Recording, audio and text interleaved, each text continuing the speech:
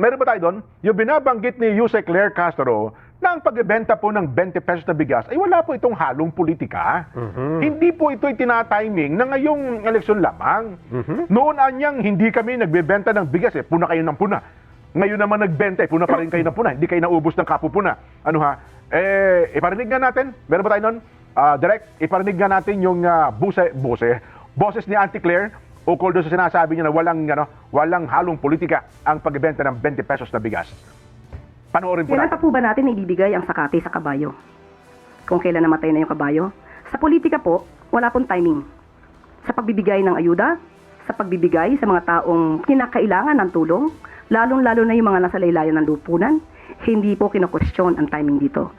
Sa pinakamaagang kakayanin ng gobyerno na maibigay ang tulong, ibibigay po yan. Walang politika rito. Malamang sinasabi lamang ito para muling bigyan ng negatibong epekto ang isinasagawa ng Pangulo para matupad ang 20 pesos kada kilo na bigas. Ayan. Ano na sabi niya? Kailan pa ibibigay sa sakate? Ano yung sakate? Yung Pagkain alam sa mo, kabayo? pagkain ng kabayo yan eh. Ha? Ganun ba? Di ba damo ba yun? Damo ba yung sakate? Sakati ba ang tawag doon? Oo. Ganun. Taga-Spain to eh. Brown off doon. Pumunta mo. Hindi kasi ang pangkaraniwang kasabihan Pilipino, anin pa ang damo Yun nga. kung patay na ang kabayo. Pero ngayon ko na narinig yung sakate. Oo. Ang alam ko yung sakate, punta ka doon, medyo kati ng tubig doon. Bumaba na yung tubig. Walang tubig. O kaya naman sa sundalo, hukbong katihan. Oo. Di ba? Well, yun po ang sabi nung sakati pala yun. Aanhin paruan yung sakati kung patay na ang kabayo. So ibig sabihin, walang halong politika ito. Ibig sabihin, kailangan ng taong bayan. Nasapat lang, Nelson. Sa tingin ko, yung eleksyon ng tumapat, Yun nga. hindi yung pagbibenta ng 20 pesos na bigas. Oo. Sabi niya, di ba? Wrong timing yung eleksyon. Sabi niya, aanhin pa ang sakati kung patay na ang kabayo, di ba? Oo. Kaya nga ang tanong nila, ang dami nang namatay na kabayo. Bakit ngayon na? Di ba? Yun ang tanong nila. Bakit naman hindi mas maaga-aga? Yun na nga. Nung pangako yan 3 years ago di ba? Oo. Bakit nung malapit ang eleksyon, tsaka nagkaroon? Oo. Parang pinilit di ba? Pilit na pilit. Kasi alam mo ba, Jen, kung magkano gagastos dyan ng gobyerno? Ayan, sige. Aba, ayon po mismo kay DA Secretary Chu Laurel, hindi ko nga maintindihan kung meron na silang COMELEC Approval, Kasi dito naman sa balitang exemption, dito naman sa balitang ito, sinabi niya na yun nga yung sinasabi, kung hindi talaga pwede ito, susunod kasi tayo sa COMELEC. Ayun yung sabi ko sa iyo, yan ang mga balita sa news habang nagpupunta ako Mamaya kay Mads kung meron ng sige. COMELEC exemption ito. Oo. Ang sabi niya, Jen, kung ito ay itutuloy ng gobyerno, alam mo kung magkano ang gagastusin nila dito? Yung subsidiya, okay? Oo. Mula po sa 10 to 12 billion pesos. Wow, laki. Oho. Ganyan ang Kasi nga gagastusin. ang totoong presyo ng bigas na ito ay parang 30 to 40 pesos. Bebenta ng 20, so meron kang subsidiya na halos kalahati. So andun ang computation. Oo. So 10 billion hanggang 12 billion. 12 billion. Sige, ilagay na natin sa 10 billion. Ayan, Gaano katagal yung 10 billion? Ayun na nga. Aha. Totoo ka, no? Hanggang kailan nga lang yun, no? Oo. 10 billion. Di tamang-tama yun, maka May 9, 10, 11. hindi kaya doon? Oh. Hindi ba? Ang laking pera. Oo. Oh. Japanese surname can be referred to island Sakate Jima in Japan. Can be a Tagalog word meaning father or grass. Yun pala yun. Sakate kaya nga damo. Anhin pa ang damo. Kung yung Sakati para damo tinutukoy doon. Damo. Okay. Maganda. At least dagdag kalaman po mula kay Auntie Claire. Kaya dapat kabayo. Kabayo. Spanish din pala yun. Ayun. Kasi tawag sa amin yan, horse. Horse. Wow, horse. Alam ko pangalan ng kabayo niya A horse with no name. Well, kunin natin ngayon sinasabi niya, Nelson. Alin niya? Wala itong halong politika. Aba. Diba? Kasi yun ang nagpaparatang nung ng mga, hindi lang ito, Lunes, Biyernes, Sabado, Linggo. Yun ang sinasabi nila, parang malian niya timing kung kailan magbibigay ng eleksyon. Parang kailan malalapit ng eleksyon. Parang gagamitin mo para i-boost ang kampanya ng mga kandidato ng administrasyon. At papapogi At ipamamahagi niyo pa sa gawin ng Cebu na mahina daw. Hindi ko alam kung totoo, ang alyansa.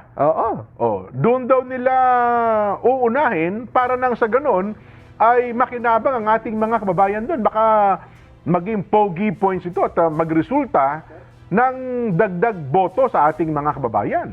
Well, yun ang sabi ng iba. Hindi po ako naman naniniwala, Nelson. Kung halimbawa, eleksyon sa Mayo 12, kung bibigyan mo lang ng 1 kilo, 2 kilo, 10 kilong bigas ang ating mga kabayan sa halagang 20 pesos, Oo. baka hindi makapagpabago ng kanilang desisyon sa araw ng eleksyon.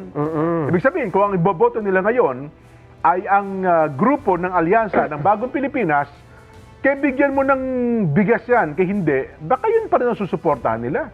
Sa bagay. At kung hindi man nila iboboto ang mga kabilang doon sa alyansa, hindi rin makapagpabago ng isipan ng ating mga botante ron kung bigyan mo ng mura at mahal na bigas.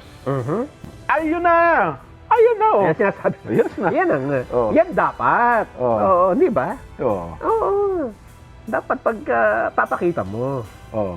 Oh, edi... Pero parang wala kayong ulam. Walang sir, ano? ulam, oo. Binudburo naman lang, sinatgan mo man yung ang iodized salt. sabi nila, ito pong kanin na ito, kahit walang ulam, pwedeng kainin. Patunay lang na ito ay masarap. Tinan mo, sabi ni Si Asa Secretary Captain Chu Demes, Laurel. hirap na hirap yun. Sabi ni Secretary Chu Laurel, Oo. ano ba itong ginagawa natin ito? Bakit wala ba tayo kaulam mo? Hindi nyo man lang kami binigyan ng tuyo eh. Oo nga. Ano ba naman to si Asik Arnel de Mesa, isang PIO chief ng... Hindi. Kulang yan. parang kulang-kulang. Kulang. Saka naman nakakita ng kanin na wala man lang kaulam-ulam. Hindi natural, di ba? Oo. Tuloy, si Secretary Laurel, sabi niya, Hirap na hirap tuloy kainin eh. hirap kainin nito.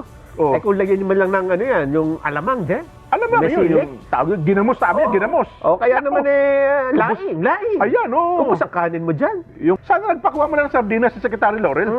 Doon sa kanyang kumpanya. Merong sardinas si Canuel sa Piera dyan. Ganon? Yung Hito? catfish.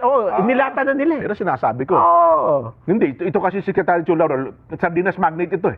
Ayaw niya nakakompetensya. Sardinas magnet yan. no, Ayaw Ton? pala eh. Oo. Ayaw niya kasi didikit sa kanya yung Yun, sardinas. ganon. Magnet siya eh. Oo, hindi normal, walang ulam. Oo, tama. Oo. Kung gagawa kayo ng kwento, sabi nga natin, storytelling, buo, di ba? Oo. Kung kakain ka ng kanin, wala kumain ng kanin lang. Ako ang mapupuna ko dyan, si Asik Arnel de Mesa, siya ang PIO chief, dapat naihahanda mo yan, Oo, Asik. tama. Oo. Pagalitan mo. Kung ako si Secretary Chula, ano ba naman itong ginawa mo sa amin? Pinakain mo kami ng kanin na walang kaulam-ulam. Nagbuka kaming ano rin. Nagbuka kaming engot tuloy sa harap ng taong bayan. Kasi sabi kasi sa balita, kumain lang ng sinaing eh. Ako sa bagay, Wala yung- kumain ng naisaing na NFA rice. Wala Hindi na. naman nila sinabing may ulam, di ba? Oo. Pero hindi ko kasi talaga pangkaraniwan. Nasusubo ka ng kanin na walang ulam. Yan nga. Oo. Ay, nako. Pero yung pinupunto mo kanina, Nelson, ay meron ng exemption. Pero, ano ibig sabihin? Buong Visayas na ba? Central Visayas ang mapagkakalooban? Ngayon bang bago mag-eleksyon? Kasi sabi, dapat walang halal na opisyal, wala yung tumatakbo, at saka yung aspiring, Yes. etc.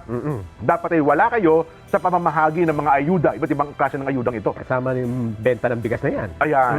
Oho. Nako. Pero gusto ko kasing ipunto, Nelson, yung